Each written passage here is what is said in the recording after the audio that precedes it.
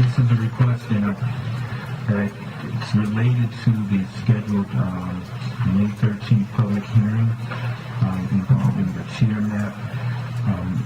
After reviewing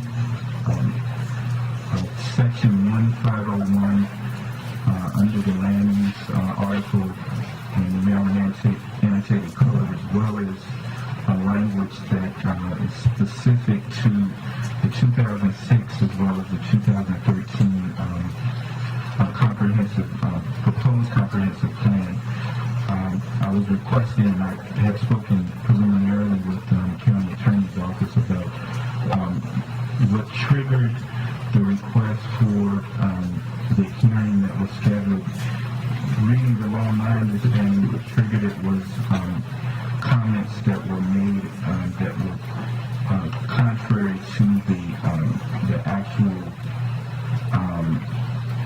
actual tier map that was proposed by the work group, and there were comments from the planning director, and that triggered, based on the law, the necessity of having a public hearing. After looking at provisions within the comprehensive plan and the proposed comprehensive plan, it appears to address concerns that I had at the time about the deferred development district, because what it does is allow a review, and the language says not less than a 5-year basis of that area. My biggest concern related to that area was what is essentially in the Maryland Airport sub-area plan, and so those concerns are pretty much addressed with the sub-area plan. And so I was suggesting, as a mechanism to move forward and negate the necessity of this public hearing, that the commissioners, and I guess procedurally that's what we have to work out, reconsider that vote, to vote to approve the actual map that was proposed by the tier map work group, and I guess the follow-up would be to address in some written form the Maryland Department of Planning, to let them know that they're, based on that decision, there would no longer be a need for a public hearing. Mr. Chairman, Elizabeth just told me that she has had contact with the Maryland Department of Planning, and if this action is taken, they will issue a no comment letter, which will obviate the need for a public hearing. And I'd also like to let the commissioners know that I did, with the understanding that Commissioner Robinson, as well as Commissioner Kelly not being here, that I gave him, the knowledge that, I would be addressing this in his capacity.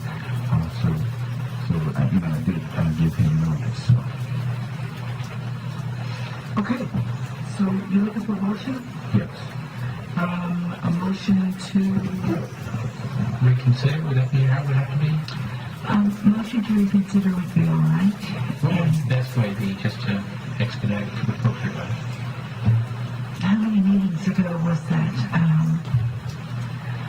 Probably a motion to change your recommendation on the map, and to accept the work group, and to accept the work group's map.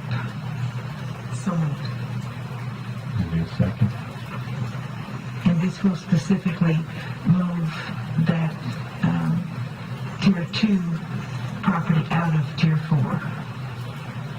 Absolutely. Okay.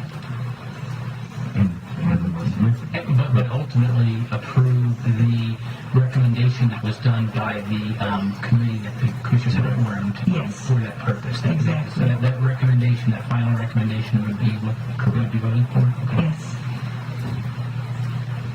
All those in favor? Right. As of hands.